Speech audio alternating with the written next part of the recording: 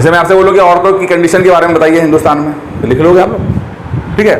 और हमेशा मैं कहता हूँ कि सबसे आसान क्वेश्चन नहीं सबसे मुश्किल होते हैं, क्योंकि जब मुश्किल सवाल आएगा तो उसमें क्या होता है कि अगर आपके पास 2 पॉइंट भी हैं तो भी नंबर मिल जाता है।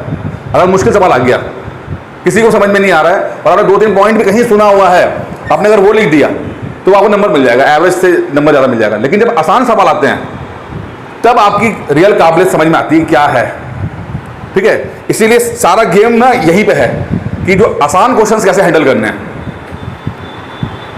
ठीक है। कि भाई औरतों कंडीशन के बारे में क्या है, अब यहां से कैसे स्टार्ट करोगे आप। इसीलिए जो पहले मेरा पहला पीडीएफ बनाया है कि आपका आंसर, क्योंकि लिखने को जनरल चीजें लिख सकते हो आप, अभी दूंगा अभी लिख दोगे जनरल चीजें, लेकिन वो कहता है 50% मार्क्स क्रॉस नहीं करेगा।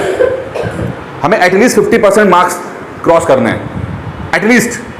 मतलब 8 नंबर का है तो 4 नंबर आए, 4.5 नंबर आए, 5 नंबर आए, ठीक है। और आसान क्वेश्चन को हैंडल करने के जो मुझे सबसे बेस्ट तरीके लगते हैं, 2-3 तरीके हैं। सबसे पहले तो इन आसान क्वेश्चनों को आप किसी फिलोसफर्स की आइडियोलॉजी के साथ स्टार्ट करो, अटैच करके कि किसी ने क्या बोला, तो वहां से आपके आंसर्स की ना थोड़ा सा गंभीरता मिलती है, पेस मिलता है, क्वालिटी जनरेट होती है।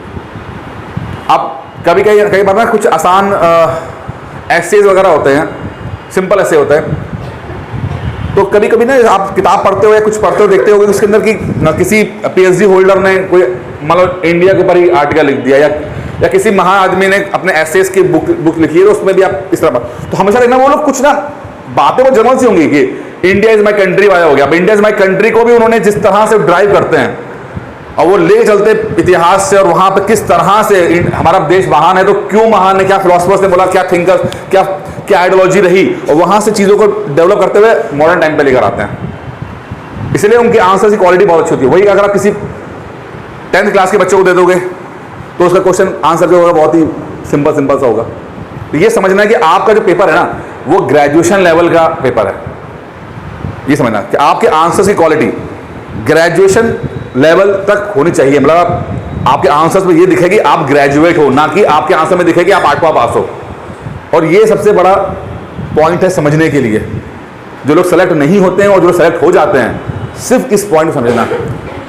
लोग वही नोट्स पढ़ते हैं, सब लोग वही नोट्स पढ़ते हैं, फिर क्या कारण है कि कुछ लोग सफल हो रहे हैं, कुछ नहीं हो रहे हैं? क्योंकि जो लोग असफल हो रहे हैं वो कभी भी अपने स्तर को ऊपर नहीं ले पाते। वो उनका आंसर पढ़ोगे आपको लगेगा यार ये तो 8वें 9वें 10वें क्लास के बच्चा आंसर लिख रहा है। आप इंटरनेट पे जाना, यूट्यूब इंटरनेट पे जाइएगा, कई टॉपर्स का, यूपीएससी टॉपर्स के सैंपल, कोचिंग के सैंपल्स के आंसर रखे होंगे। आप कभी डाउनलोड करना उन लोगों को, फ्री है, ठीक है, डाउनलोड कीजिएगा। अब देखना उनके आंसर से देखिएगा, उनके आंसर की क्वालिटी देखिएगा, आपको लगेगा कि हाँ इसके अंदर कुछ उन्होंने मसाला डाला हुआ है इन्होंने। और देखना चाहिए 2-4, अगर आप कभी देखो तो आपको एक इंस्पिरेशन मिलेगी, एक आइडिया मिलेगा कि आंसर किस तरह से आपको चलाना है, ठीक है। तो पहला चीज होती है कि हम लोग जो है इन फिलॉसफीज को अटैच करें, खासकर इस टाइप ऑफ क्वेश्चन में, क्योंकि कुछ अलग हो जाता है, जैसे कि साइंस वाले सवाल अलग हो जाएंगे, वो उसमें इतना नहीं रहेगा। जैसे GS 3 पढ़ रहे हैं तो वहाँ पर बोला कि भाई ड्राफ्ट बना हुआ है, उस ड्राफ्ट का, तो उसमें कुछ नहीं, सीधे आंसर स्टार्ट करना है। लेकिन इस वाले में बहुत स्कोप रह जाता है। यार आप पढ़े ना जाएं या जाएं, लेकिन आपको तो लिखना है ना।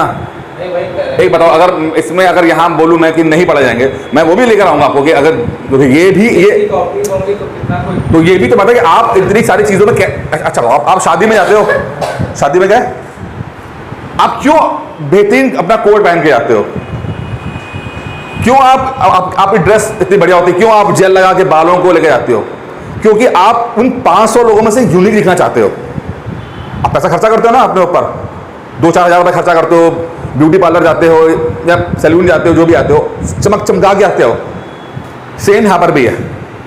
इस बंडल ऑफ कॉपीज के अंदर आपकी कॉपी कैसे चमकेगी, उसी का मैं रास्ता बता रहा हूँ मैं। कि जब आपका आंसर आएगा ना, तो first impression is last impression.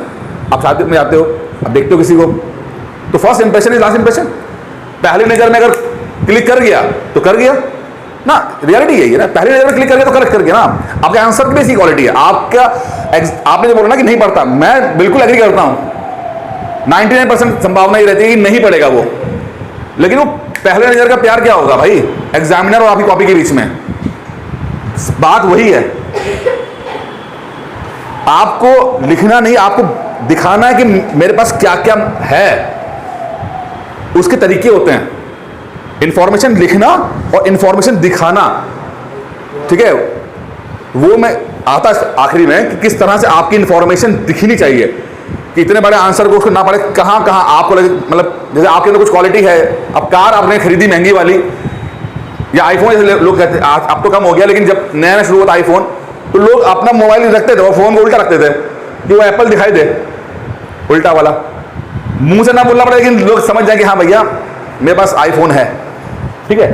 तो यही होता है कि आपके पास आंसर्स में क्वालिटी होगी, लेकिन वो दिखाना पड़ता है। उसके लिए कुछ स्ट्रैटेजीज होती हैं, कुछ तरीके होते हैं, वो बताऊंगा मैं आपको कि क्या करना पड़ रहा है कि वो आपका जो आंसर उभर के सामने आए। और ये भी बहुत इंपॉर्टेंट है कि अगर वो चीज़ें नहीं आप अडॉप्ट करोगे तो बहुत संभव है कि अच्छा लिखने के बाद सिलेक्शन ना हो।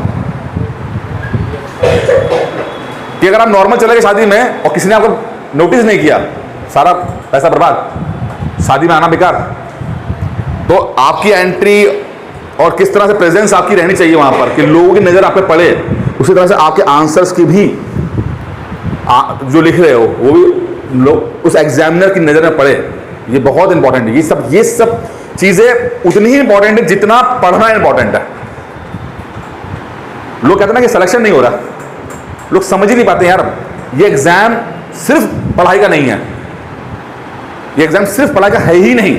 लोग समझ ही नहीं पाते 10 में से 9 लोग। ये एग्जाम पेशेंस का है, ये एग्जाम स्ट्रैटेजी का है, ये एग्जाम डिसिप्लिन का है, प्रेजेंटेशन का है। सब कलेक्टिव चीजें जब मिलती है तब सिलेक्शन होता है। लोग क्या सोचते हैं, फला की कॉपी लिया है वो रट रहे हैं नोट्स, वो फला नोट्स रट रहे हैं। वो एक एक्सपेक्ट आपने किया ना, उन 5 एक्सपेक्ट में से आपने एक एक्सपेक्ट को किया, बाकी 4 एक्सपेक्ट क्या होगा बताइए।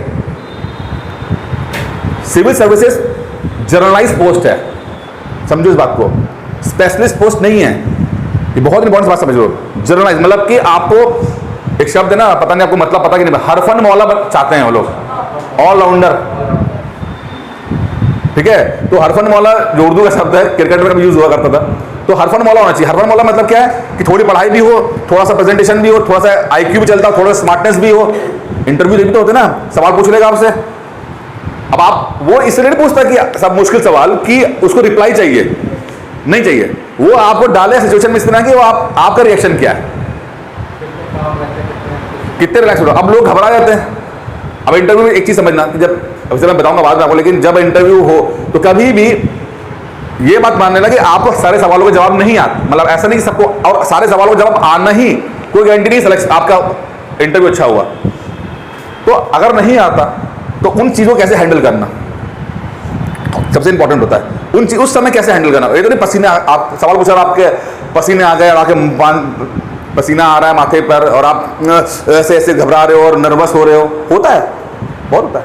वो समझ जाते हैं ये तो बस गया इसी में ही। यार ऑफिसर की पोस्ट है ये, अधिकारी, मतलब एक जिले की जिम्मेदारी होती है। लाखों करोड़ लोग आपके फैसले पे डिपेंड करेंगे और आप ही घबरा गए, नर्वसनेस हो गए तो क्या होगा। तो बस यही चीजें हैं, चीजों को थोड़ा समझो। सिविल सर्विसेज एग्जाम बाकी एग्जाम से इसीलिए अलग होता है कि इसके अंदर आपकी बाकी क्वालिटीज को भी टेस्ट किया जाता है।